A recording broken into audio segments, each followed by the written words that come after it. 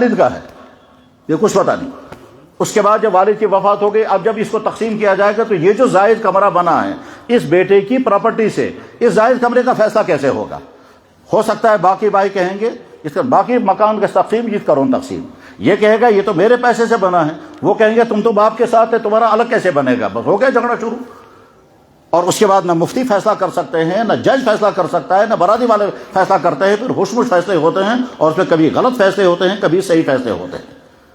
تو مالی معاملہ جب بیٹے نے کہا ابا جان ہم یہی شہر میں کا واقعہ ہے، ایک بڑے افسر تھے بلکہ بہت آمش تھے، جتنی تنخواہ آتی تھی اتنے مقام میں اس نے اپنا زندگی چلائی۔ اس کے بعد اس کا بیٹا جو ہے وہ بڑا افسر بن گیا، تعلیم پڑھی، پی ایچ ڈی ڈاکٹر بن گیا، ایک بڑے عہدے پر پہنچ گیا۔ اس نے کیا کیا، کہنے لگا کچن پرانا ہے اس کو نیا بنائیں گے، باتھ روم پرانے ہیں 2-3 باتھ روم اور بنائیں گے، اور یہ باتھ روم میں اب اس میں لاکھوں روپے خرچ کر دیا کچن پر اور باتھ روموں پر۔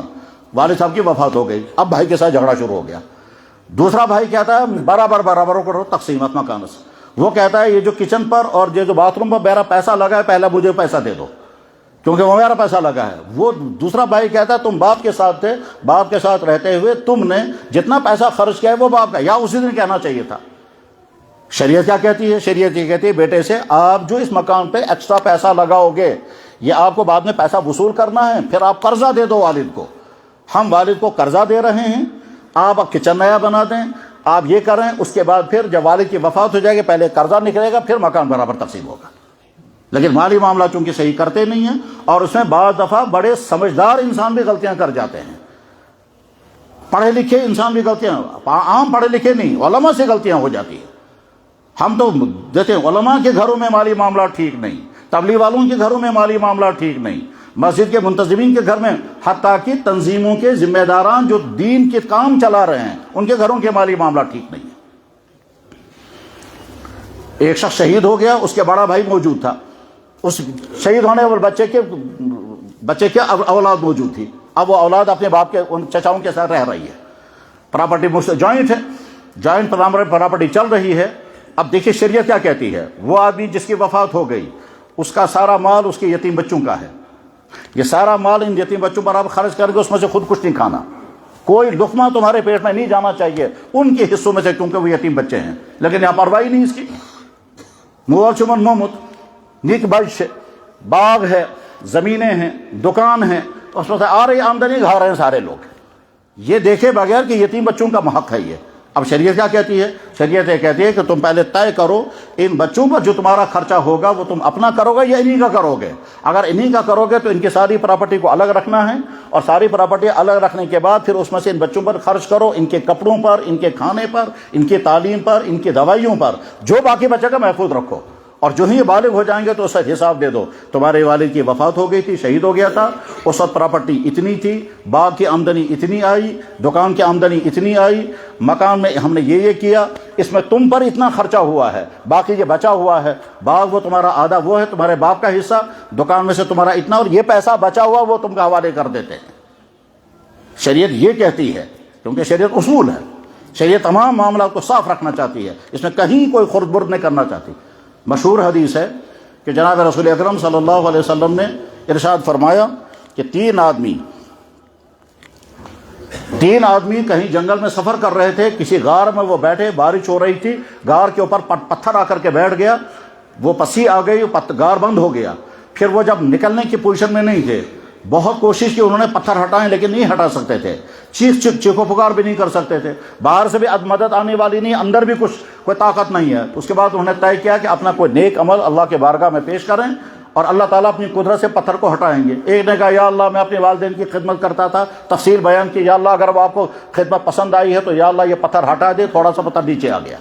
پھر دوسرے نے کہا یا اللہ آپ کو معلوم ہے کہ میرے دل میں اپنے چچیری بہن کی گندی محبت آ گئی تھی اور اس کی وجہ سے میں گناہ کرنے کے لیے تیار، میں نے بیوی اس بہن سے کہا کہ یہ کریں گے، بیوی عورت نے کہا پہلے پیسے لاؤ، چنانچہ میں نے بہت بڑی رقم تیار کی، میں نے اس کے حوالے رقم کر دی، رقم کرنے کے بعد کہا اب اس لڑکی نے کہا وہاں سے اللہ سے ڈرو، تم یہ گناہ کر رہے ہو، تو یا اللہ میں نے آپ کا نام سنا، میں پیچھے ہٹ گیا، میں نے گناہ نہیں کیا، اگر آپ کو وہ عمل میرا پسند آیا تو یا اللہ یہ چٹان ہٹا دے، چٹان نیچے ہو گئی، مگر باہر نہیں نکل سکتے تھے۔ اب تیسرے آدمی نے کیا کہا، انہوں نے کہا یا اللہ میں نے ایک آدمی کو مزدور رکھا تھا، شام کو مزدوری لینے سے پہلے وہ آدمی چلا گیا، اب میرے پاس اس کا پیسہ باقی رہ گیا، میں نے سوچا یہ باقی پیسہ ایسے ہی پڑا رہے گا، مجھے چاہیے کہ اس کو میں کسی کام میں لگاؤں، یعنی انویسٹ کروں۔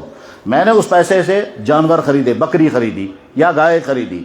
اب اس کے گائے کے جانور آگے چلتے رہے، دودھ آگے آتا رہا، میں اس کا حساب کرتا رہا، جانور بہت زیادہ ہو گئے، پھر میں نے جانور بیچ دیے، اس رقم سے میں نے زمین خریدی، وہ زمین بہت بڑی تعداد، پھر زمین میں سے اناج نکلنے لگا، پھر اناج میں پیسہ خرچ کرتا تھا، اسی کا پیسہ، اور جو پیسہ بچ گیا وہ کھو گیا، جو زمین پہ لگ گیا وہ لگ گیا، یہاں تک کہ سالہ سال کے بعد وہ آدمی آیا، انہوں نے کہا بھائی صاحب وہ جو میں نے مزدوری کی تھی وہ پیسہ مجھے دے دو۔ اس نے جواب میں کہا بھائی تو آج تک کیوں نہیں آیا، یہ کھیت بھی تیرا، یہ جانور بھی تیرے، یہ اناج بھی تیرا۔ اس نے جواب میں کہا کیوں مذاق اڑاتے ہو؟ اس نے کہا مذاق نہیں ہے، یہ تمہارا، یہ سارا تمہارے ہی سے یہ سارا تیار ہوا ہے۔ اسلام یہ ہے۔ تو غرض یہ کہ اپنی مالی معاملات کو بالکل صاف رکھنا چاہیے، اپنے والدین کے ساتھ، اپنی بیویوں کے ساتھ، اپنے بچوں کے ساتھ، اپنے بھائیوں کے ساتھ، اپنے بہنوں کے ساتھ۔ دکاندار کے پاس جائیں گے، چیز خریدی، کیا سکرتی شو تو بس اس ساری اس کا کوئی مطلب ہی نہیں ہے۔ اب لے لیا ہم نے چیز، تو کیا سر رات دن پہنچ باقی کو تھا تو سہلی۔ اب یہ سہلی ہونے کا کوئی مطلب ہی نہیں ہے، یہ آپ نے معاف کر دی رقم، یا آئندہ مجھے ادا کرنی ہے تو سہلی کیا پرواہ نہ سہلی۔ یہ ایسے جملے بولنا جسے پتہ ہی نہیں چلا یہ ہے کیا۔ ہمارے ہاں کشمیر میں مزاج کیا ہے، جب آپ رشتہ داروں میں جائیں گے تو کوئی چیز لے کر کے جائیں گے، پھل لے کر جائیں گے، روٹیاں لے کر جائیں گے، تحفے لے کر جائیں گے، زبان سے کچھ نہیں کہیں گے، وہاں رکھ دیں گے، اس کے بعد پھر واپس نکل آئیں گے۔ یہ کیا چیز ہے؟ یہ آپ کی اپنی چیز ہے یا آپ نے ہدیہ کیا؟ اگر ہدیہ کیا تو بولا کیوں نہیں کہ جناب یہاں کا رواج ہی نہیں، یہ کس وجہ سے ہم نے تمہارے لیے لایا، آپ اس کو قبول کر لیں۔ ایک دفعہ ایک صاحب میرے پاس آئے، وہ کیلوں کا ایک درجن لے کر کے آئے، وہ کھیلا رکھا وہاں الماری پر، اور اس کے بعد پھر بیٹھا، وہ کافی دیر بعد چلا گیا تو کیلے وہیں رکھے رہے، میں نے اٹھائے نہیں۔ کافی دنوں کے بعد میں نے کہا یار وہ کوئی کیلا بیچارہ بھول گیا ہے۔ ایک آدمی نے کہا یار بھولا نہیں، وہ آپ کے لیے لایا ہوگا۔ میں نے کہا اس نے تو مجھ سے نہیں کہا کہ آپ کے لیے لائے۔ مالی معاملات کو صحیح رکھنا بہت زیادہ ضروری ہے۔ جب مالی معاملات صحیح نہیں ہوتے ہیں تو گھروں میں بھائیوں اور بھائیوں کے درمیان جھگڑے ہوتے ہیں، حق تلفیاں ہوتی ہے، بلکہ کبھی ایسا بھی ہوتا ہے انسان سمجھتا ہے جو میں کھا رہا ہوں وہ حلال ہے، حالانکہ وہ حرام ہوتا ہے۔ کتابوں میں یہاں تک مسئلہ لکھا ہوا کہ ایک آدمی کے ذمہ قرضہ ہے اور وہ خیرات کرنا چاہتا ہے، نیاز تو نہیں کر سکتا، پہلے قرضہ ادا کرو۔ تم پیسوں کا دبا کر کے یہاں لوگوں کو دعوت کھلا رہے ہو، دعوت آپ نہیں کر سکتے، پہلے قرضہ ادا کرو۔ ان کا پیسہ دبا کر کے رکھا اور یہاں بازوان چل رہا ہے۔ ہمارے بڑے بزرگوں میں سے گزرے ہیں جو بڑے محدث تھے، حضرت شاہ محمد اسحاق نور اللہ برکاتہ، جن کے ذریعے سے حدیث کا سلسلہ ہم تک پہنچا۔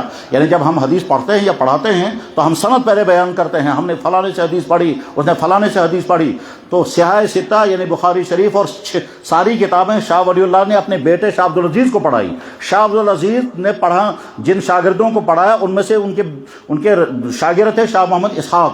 شاہ محمد اسحاق اپنے زمانے میں پورے بر صغیر میں حدیث کا سب سے بڑا مرجع ہے، سارے لوگ ان کے پاس جا کے حدیث پڑھا کرتے تھے۔ شاہ محمد اسحاق رحمہ اللہ تعالیٰ کے شاگردوں میں ایک نواب صاحب تھے۔ نواب صاحب نے شاہ اسحاق صاحب سے کہا حضرت میں آپ کی دعوت کرنا چاہتا ہوں۔ فرمایا بہت اچھا، دعوت قبول ہو گئی۔ اس کے بعد انہوں نے اپنے اس کلاس فیلو کو، ان کا نام تھا مفتی الہی بخش، ان سے کہا حضرت جناب اب ہمارے استاد دعوت پر آ رہے ہیں، آپ بھی شام کو آ جائیں۔ انہوں نے سننے کے بعد کہا آپ کے ہاں تو دعوت کھانا جائز نہیں ہے۔ اس نے کہا کیوں؟ کہنے لگا آپ کے ذمہ قرضہ ہے۔ کہنے لگا ہاں قرضہ ہے، کہ آپ پہلے وہ قرضہ ادا کریں بعد میں دعوت کریں۔ کہنے لگا شاہ اسحاق صاحب نے تو میری دعوت قبول کر لی، تم زیادہ ہی متقی بن گئے۔ انہوں نے کہا میں تو نہیں آؤں گا، آپ پہلے قرضہ ادا کریں اس کے بعد دعوت کریں۔ یہ گئے فوراً استاد کے پاس کہ حضرت وہ جو ہے نا ہمارا ساتھی الہی بخش وہ زیادہ ہی متقی بن گیا ہے، وہ کہتا ہے تمہارے یہاں کھانا کھانا جائز نہیں ہے۔ کہنے لگا کیوں جائز نہیں ہے؟ تمہاری آمدنی حلال نہیں ہے؟ کہنے لگا حضرت ساری حلال ہے۔ پھر اس نے کیوں کہا تمہارے یہاں کھانا جائز نہیں؟ بلاؤ اسے۔ چنانچہ مفتی الہی بخش کو بلایا گیا۔ کہنے لگا بھائی تم نے ان کے ہاں نواب قطب الدین کے ہاں تم نے دعوت کو منع کیا؟ کہنے لگا حضرت میں نے منع کیا۔ فرمایا کیوں منع کیا؟ کہنے لگا حضرت نواب صاحب پر قرضہ بہت ہے، اور یہ جب دعوت کریں گے تو نوابی شان کی عالی شان دعوت کریں گے، تو جب قرضہ کسی کے ذمے ہو اس کا دعوت اور عالی شان دعوت کرنا جائز ہے؟ انہوں نے کہا بھائی میں بھی نہیں آؤں گا، مجھے کہاں معلوم تھا تمہارے ذمہ قرضہ ہے۔ ہمارے ہاں تو جناب نہ جانے کتنے لوگوں کا پیسہ دبا کر کے پھر شادیاں کریں گے، اور شادیوں میں ٹینٹ بھی لگائیں گے، فضول خرچیاں کریں گے، واضوان اڑائیں گے، اور اس کا پیسہ دبا کر کے رکھا ہے۔ مالی معاملات کا صحیح کرنا بہت زیادہ ضروری ہے۔ جناب والا مالی معاملات کا حکم یہاں تک ہے کہ بالغ ہونے کے بعد بیٹا اپنے باپ کا جو پیسہ بھی کھا رہا ہے وہ باپ کا احسان ہے. باپ کو کہنے کا حق ہے بیٹا آج کے بعد تم بالغ ہو گئے، آج کے بعد اگر تمہارے کپڑوں پر، تمہاری تعلیم پر، تمہارے کھانے پر میں کوئی سا پیسہ خرچ کروں گا تمہیں وہ پے کرنا ہے. باپ کہہ سکتا ہے لیکن کہے گا نہیں کبھی بھی. کیوں؟ باپ کہتا ہے میرا سب کچھ ہے، لیکن بیٹے کے ذہن میں یہ احساس رہنا چاہیے کہ جو کچھ میں کر رہا ہوں. مالی معاملات، ہمارے پاس ایک مسئلہ آیا، کہہ لگا جناب ہمارے گھر میں بچہ پیدا ہوا، ونشیوان مبارک اسلوک. اب بچہ پیدا ہوا، مبارکبادی کے لیے لوگ آ رہے ہیں. یہ جو لوگ آ رہے ہیں اور کچھ پیسے دیتے ہیں، کچھ پھل لاتے ہیں، یہ ہمارا ہے یا بچے کا ہے؟ میں نے کہا سبحان اللہ، بہت مبارک ہے. کہنے لگا مبارکبادی کے لیے لوگ آ رہے ہیں، ہمارے گھر میں بچہ پیدا ہوا ہے، یہ جو کچھ پیسہ دیتے ہیں، کچھ پھل لاتے ہیں، کچھ روٹیاں لاتے ہیں، یہ تو بچے کی پیدائش کی وجہ سے لا رہے ہیں، یہ ہمیں دیا یا بچے کو دیا؟ اگر یہ بچے کا ہے تو ہم اپنی ذات پر خرچ نہیں کر سکتے اس کو. میں نے کہا اچھا پھر کیا کرو گے؟ میں سوچنے لگا کہ دیکھیں یہ کیا کہے گا. سمجھدار انسان تھا، کہنے لگا جی اگر شریعت میں یہ اس کا ہے تو یہ ہم پھل بیچ دیں گے، پیسہ اس کے نام پر رکھیں گے جمع، اور اگر روٹیاں آئی ہیں تو ہم روٹیاں خود کھائیں گے، پیسہ بچے کے نام پر جمع رکھیں گے، اور جو پیسہ آ رہا ہے وہ بچے کے لیے ہے ہی ہے، تو سارا پیسہ بچے کے لیے جمع رکھیں گے. پکی شراوندی کرو، اس کے بعد شریعت جو کہے گی وہی ہوگا. اب سوال اس کا یہ ہے کہ یہ جو آنے والا آ رہا ہے اس نے جو دیا یہ ہمیں دیا یا بچے کو دیا؟ اسی سے جڑا ہوا ہے یہ جو یہاں لین دین ہوتا ہے، ورتاؤ، گلمیوٹ، بہت بڑا بحران ہے. وہ اس کو سمجھ میں نہیں آتا ہے کہ یہ کیا چیز ہے. یا آپ ہیلپ کر رہے ہیں، یا آپ صدقہ دے رہے ہیں، یا آپ گفٹ کر رہے ہیں، یا قرضہ دے رہے ہیں. اگر نوٹ کر کے رکھ رہے ہیں اس کا مطلب یہ ہے کہ ہم نے آج جو پیسہ دیا یہ ہمارا آپ کے ذمہ قرضہ ہے، اور آئندہ جب آپ ہم دیں گے اتنا نہیں، اس میں ایکسٹرا آپ کو دینا پڑے گا. اور اگر اتنا ہی پیسہ دیا تو شکایت پیدا ہوگی، کہنے لگے جماعت سوٹ ہم نے 1000 روپیہ دیا تھا وہاں نوٹ کر کے رکھا، جب ہمارے ہاں کوئی فنکشن ہوگا اور وہ ہم کو 1000 روپے لا کر دیں گے ہم فوراً کہیں گے ایسی طرح تمیز سا یہ ساسی یہ پیسے 1500 یہ کم کیوں دیا؟ اب یہ جو 1500 یہ 500 زائد دے رہا ہے یہ کیا چیز ہے؟ یہ اگر ہم کہیں گے 1000 کے بدلے میں 1500 تو سود میں آ جائے گا. حال اس کا کیا ہے؟ حال اس کا یہ ہے کہ جب ہم دیں گے، دینے کے بعد کہیں گے یہ ہماری طرف سے ہدیہ ہے، کوئی نوٹ نہیں کرنا ہے، آپ واپس دیں نہ دیں ہمیں کوئی شکایت نہیں. ہمارے ہاں تقریب ہوگی، اگر تمہارا جی چاہے گا دینا، نہیں دے گا کچھ مت دینا. یہاں بعض دفعہ کیا کہتے ہیں کہ لگے جہاں ورتاؤ سے ناجائز، اس کے بعد پھر جب باقی لوگ کہتے ہیں جب لینا تھا تب تو تھا جائز، اب جب دینے کا مسئلہ گیا اب ہو گیا ناجائز. بے شمار گھروں میں بھائیوں میں جھگڑے سال تک چلتے رہتے ہیں، اور وہ جھگڑے حل نہیں ہوتے ہیں، نہ کورٹوں میں حل ہوتے ہیں، نہ مفتیوں کے پاس حل ہوتے ہیں، اور پھر بھائی کا دشمن بن جاتا ہے. وجہ ہے کہ مالی معاملہ ٹھیک نہیں رکھتے. شریعت کا ضابطہ اللہ تعالیٰ فرماتے ہیں یا ایھا الذین آمنوا لا تأکلوا اموالکم بینکم بالباطل، اے ایمان والو غلط طریقے سے ایک دوسرے کا مال نہیں کھانا. جناب رسول اکرم صلی اللہ علیہ وسلم نے فرمایا لا یحل لامرئ، کسی ایمان والے کے لیے جائز نہیں ان یأکل مال اخیہ الا بطیب نفسہ، کہ اپنے بھائی کا مال کھائے جب تک اس کے دل کی رضامندی نہ ہو. دل کی رضامندی نہ ہو تب تک نہیں کھا سکتے. چلتے ہوئے جائیں گے ریڑے والے کے پاس اٹھا کر چیز کھائیں گے اسے پوچھے بغیر ہی. کارفل وول سے بچوا تم اس طرح اس کا فرض ہونا اوسط سے یہ جو اوپر پہلے سے آپ نے کھایا اس کی اجازت کہاں ہے؟ اور بیچارہ شرمندگی سے کچھ نہیں کہہ پاتا ہے. سیب بیچنے والا سیب بیچ رہا ریڑے پر، ہم جائیں گے وہاں سے کوئی دو تو اب وہ بات کرتے کرتے پہلے سیب اٹھایا اور چبایا کھایا. ایک تو ہے وہ خود دے، اور ایک ہے ہم نے اسے پوچھے بغیر ہی اٹھا کر کے کھا لیا. یہ سوچنا ہے نا کہ یہ جائز تھا یا ناجائز تھا، کیا اس کی اجازت تھی یا نہیں. اجازت کے بغیر اگر ہم نے کھایا وہ کیسے حلال ہو جائے گا؟ درخت سے پھل گرا، پوچھنے والا شریعت سے پہلے پوچھے گا یہ پھل کھانا اگر میرے لیے جائز ہو تو کھاؤں گا، اور اگر نہیں تو نہیں کھاؤں گا. حرام سے اپنے آپ کو بچانا بہت زیادہ ضروری ہے. اللہ کے نبی علیہ السلام کا مبارک ارشاد ہے، حدیث میں موجود ہے، بخاری میں حدیث ہے، مسلم شریف میں بھی ہے، الحلال بین والحرام بین. حلال بالکل کلیئر ہے، حرام بالکل کلیئر ہے، وبینہما مشتبہات، درمیان میں کچھ مشکوک چیزیں ہیں جن کے بارے میں تم سمجھ نہیں پاؤ گے یہ حلال ہے یا حرام ہے. اس سے بھی اگر کوئی بچے گا اس نے اپنے دین بچا لیا. جو درمیان میں وبینہما مشتبہات، درمیان میں کچھ مشتبہ چیزیں ہیں، اس مشتبہ چیز سے تم اگر اپنے آپ کو بچاؤ گے تو حرام سے بچ جاؤ گے. فقط اس نے اپنے دین کو بچا لیا جس نے مشکوک چیز سے اپنے آپ کو بھی بچا لیا. جس چیز کے بارے میں شک ہے ہم وہ کھائیں گے ہی نہیں، یہ حلال ہے میرے لیے یا حرام ہے. یہ چیز اسی مالی معاملات کی ایک قسم وہ ہے کہ جو ہم بازار سے چیزیں لا رہے ہیں اور کھا رہے ہیں وہ حلال بھی ہے یا حرام ہے. اسی میں وہ گوشت کا مسئلہ پیدا ہوا, اسی میں وہ باہر کے آنے والے مرغوں کا مسئلہ پیدا ہوا. وہ حلال طریقے سے ذبح ہوئے ہیں یا نہیں, اس کا کوئی ثبوت نہیں. وہ ٹھیک طرح سے پیک ہوئے ہیں, اس کا کوئی ثبوت نہیں. اور جو وہاں سے پیک شدہ گوشت آ رہا ہے وہاں ٹھیک طرح سے جانور ذبح ہوئے ہیں یا نہیں, اس کا کوئی ثبوت نہیں ہے. اور یہاں سے ہم خرید رہے ہیں, ختم شریف میں بھی اور دعوتوں میں بھی کھلا رہے ہیں, کھا رہے ہیں اور کھلا رہے ہیں. ابھی مجھے کل ایک صاحب بتا رہے تھے, کہنے لگے یہ کافی پیتے ہیں. میں نے کہا لوگ پیتے رہتے ہیں. کہنے لگے فلانی کافی میں فلانے کیڑے ملائے جاتے ہیں. میں نے کہا کیوں ملائے جاتے ہیں؟ کہنے لگے فلائن پیدا کرنے کے لیے. وہ کون سے کیڑے ہیں؟ اس نے بتایا فلانا کیڑا کوئی ملایا جاتا ہے, اس نے کوئی نام بھی بتایا. تو غرض یہ کہ جیسے ان چیزوں سے بچنا ضروری ہے, اسی طرح سے مالی معاملات کو صحیح رکھنا ضروری ہے. اور میرے بھائیوں, مالی معاملات بگڑے ہوئے ہوتے ہیں تو لڑائیاں ہوتی ہیں, بد اخلاقیاں ہوتی ہیں, گالیاں ہوتی ہیں, حق تلفیاں ہوتی ہیں, ظلم ہوتا ہے, ٹکراؤ ہوتا ہے, دشمنیاں بنتی ہیں, اور نہ جانے کیا کیا ہوتا ہے. بحران تو بحران پیدا ہوتا ہے. اور اس میں بعض دفعہ مفتیوں سے بھی غلطیاں ہوتی ہیں فیصلہ کرنے میں, ججوں سے فیصلہ کرنے میں غلطیاں ہوتی ہیں, محلے کمیٹی والوں سے فیصلے کرنے میں غلطیاں ہوتی ہیں. جائے شہر میں ایک مسجد کی دکان تھی کسی انسان کے پاس. اس دکان والے نے کسی اور کو, دکان والا جو ہے وہ مر گیا. مرنے کے بعد اس کے بیٹے نے کہا آج کے بعد دکان میری ہے. مسجد والوں نے کہا دکان کا فیصلہ تمہارے باپ کے ساتھ تھا, وہ تو وفات پا گیا, اب ایگریمنٹ ختم ہو گیا. اس نے کہا بچو نہ مانا ایگریمنٹ. مسجد والا کہہ رہا دکان خالی کر دو. وہ کہتا پھر مجھے اتنے پیسہ دے دو پھر میں مانوں گا. اب یہ مسجد والے جو ہے بہت بڑی رقم اسے دے رہے ہیں. یہ کہاں سے دے رہے ہیں رقم, اور اس کے لیے جائز ہے ناجائز ہے؟ ایک مسجد کے لوگوں نے امام صاحب سے کہا تو لگا کہ وہ امام تھا, اس کو غلطی ہو گئی, امام صاحب سے غلطیاں ہو گئی. مسجد والے کہتے ہیں ہم دوسرا امام لائیں گے. امام صاحب نے کہا میں تب نکلوں گا جب مجھے اتنے لاکھ روپے دو گے. یہ پیسہ کس چیز کا مانگ رہا ہے یہ امام صاحب, یہ سوچے بغیر کہ حلال ہے میرے لیے یا حرام ہے. مسجد والے کہتے ہیں ٹھیک ہے کرو چند. چنانچہ 5-7 لاکھ روپے چندہ کیا, امام صاحب کو دیا, اس کے بعد انہوں نے دوسرا امام لایا.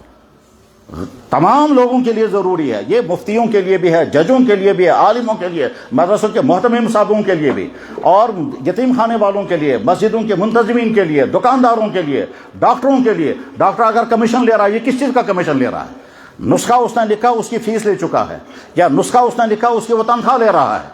ڈاکٹر اگر ڈیوٹی دے رہا ہے گورنمنٹ ہسپتال میں تو گورنمنٹ سے تنخواہ دے رہی ہے, یا پرائیویٹ ہسپتال میں ہسپتال والے اسے تنخواہ دے رہے ہیں. اب اس کے بعد اس نے نسخہ لکھا, اس نسخے کا معاوضہ تنخواہ کی صورت میں وہ لے چکا ہے.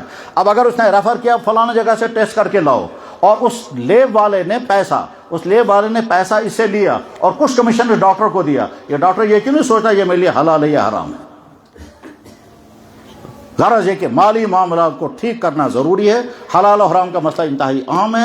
قیامت کی علامتوں میں سے ایک علامت یہ ہے کہ ہر آدمی کی کوشش ہوگی میرے پاس پیسہ آنا چاہیے, حلال آئے یا حرام آئے. امن سیاتی علی الناس زمان لا یبالی المرء ما اخذ منه امن الحلال ام من الحرام. لوگوں پر ایسا دور آنے والا ہے, ہر آدمی کی کوشش یہ ہوگی مال آئے, پیسہ آئے, حلال آئے یا حرام آئے کچھ نہیں, بس آنا چاہیے پیسہ. اور اس کے بعد پھر ظاہر ہے اس کے ہم کبھی کبھی سوچتے ہیں اتنی دعائیں کرتے ہیں, دعائیں قبول کیوں نہیں ہوتی ہیں؟ اس کی بڑی وجہ یہ ہے عقل حرام, ناجائز کھانا, ناجائز پینا, اور حلال سمجھ کر کے یہ سون حق, یہ ہمارا حق ہے, حق کی بنیاد پر لے رہے ہیں. یہی شہر میں فیصلہ ہوا, میاں بیوی میں جھگڑا تھا, بیوی کو اولاد نہیں ہو رہی تھی, شوہر کہتا تھا میں دوسرا نکاح کروں گا, بیوی کہتی تھی میں نہیں مانوں گی. شوہر کہتا ہے بھائی اولاد نہیں ہے, اولاد کی وجہ سے میں دوسرا نکاح کروں گا, تم کو بھی رکھوں گا. بیوی نے کہا میں نہیں رہوں گی اس گھر میں تو 50 لاکھ روپے ادمارے بھی طلاق. اس شوہر کے ساتھ ان کے ساتھ نیگوسیشن ہوا, 15 لاکھ روپے دے کے اس کو طلاق دے دی. اور بیچارہ اب وہ عورت خوش ہے, میں نے 15 لاکھ روپے سے کما لیے, اس کے بعد بھائی بہن بھی خوش ہے. طلاق ہو گئی, بچہ ماں کے حوالے ہو گیا. بچہ ماں کے حوالے ہو گئے, شریعت نے شوہر پر خرچہ لازم کر دیا, بچے کو اتنا خرچہ دینا ہے. ٹھیک ہے, لڑکی والوں نے کہا اتنا خرچہ جتنا آپ دے رہے ہیں یہ کم ہے, ہر مہینے کا 10,000 روپے دے دو. اب یہ جو ہر مہینے 10,000 روپے آ رہا ہے, ان لڑکی والوں کو یہ سوچنا ہے کہ 10,000 میں سے کتنا بچا, جتنا بچا یا تو اس بچے پر خرچ کرنا ہے اور یہ واپس لے جانا ہے. سکول والے دوپہر کو کھانا کھلاتے ہیں بچوں کو, اور وہ ڈپارٹمنٹ کی طرف سے کھانا ان کو ہے. کھانا بنایا گیا, کھانا بنانے کے بعد اس میں کو کھانا بچ گیا, ٹیچر کھا رہے ہیں خود یہ کھانا. یہ جائز ہے آپ کے لیے کھانا؟ یہ تو پہلے سوچنا ہے نا, یہ تو بچوں کے لیے تھا. ایکسکرشن کے لیے جا رہے ہیں, بچوں سے پیسہ جمع کرایا گیا, پیسہ جمع کرنے کے بعد کچھ کھانے کا انتظام کیا گیا, گاڑی کا انتظام کیا, خود بھی اسی گاڑی میں بیٹھے. ٹیچر کما رہا ہے وہ بھی اسی گاڑی میں بیٹھا, بچوں سے پیسہ لے لیا, ان کو گاڑی میں بٹھایا, پھر کھانے کے انتظام کیا, جو پیسہ بچ گیا بعد میں ٹیچروں نے آپس میں تقسیم کیا. یہ حلال کیسے ہو گیا؟ غرض ہے کہ عجیب عجیب صورتحال ہے، جب سامنے آتی ہے تو آدمی پرواہ ہی نہیں کرتا اس کی، جو ہم کھا رہے ہیں یہ حلال ہے یہ حرام۔ ایک سکول والے نے مجھ سے کہا جناب میرے پاس بڑی رقم جمع ہو گئی۔ کیسے جمع ہو گئی؟ کہنے لگا آج تک جو مڈ ڈے میل آتا تھا وہ پیسہ جو بچتا تھا یہ آپس میں تقسیم کرتے تھے، اب میرے کنٹرول میں آ گیا، 6 مہینے سے میں نے وہ پیسہ بچا کر کے رکھا ہے، آج یہ جو پیسہ بچا ہوا ہے اس کو میں کیا کروں گا؟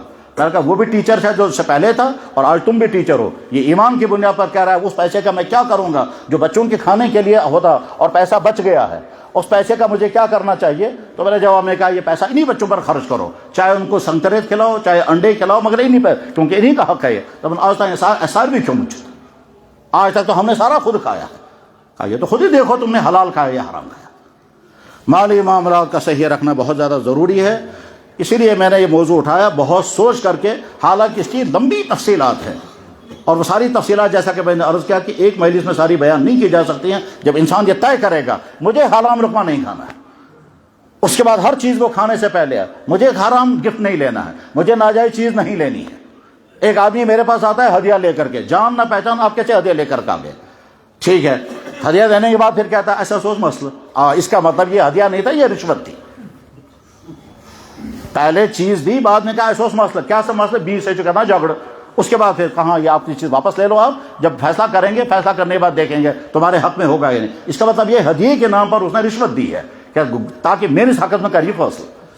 میرے بھائی اپنی مالی معاملات کو صحیح رکھیں، مالی معاملات کا، نمازیں اللہ کا معاملہ ہے، بے نمازی ہو گئے اللہ سے توبہ کریں گے اللہ تعالیٰ معاف کر سکتے ہیں، لیکن مالی معاملات میں اللہ تعالیٰ کوئی مداخلت نہیں کریں گے، اس کا حق قیامت کے دن دینا پڑے گا، دنیا میں اور آخرت میں بھی۔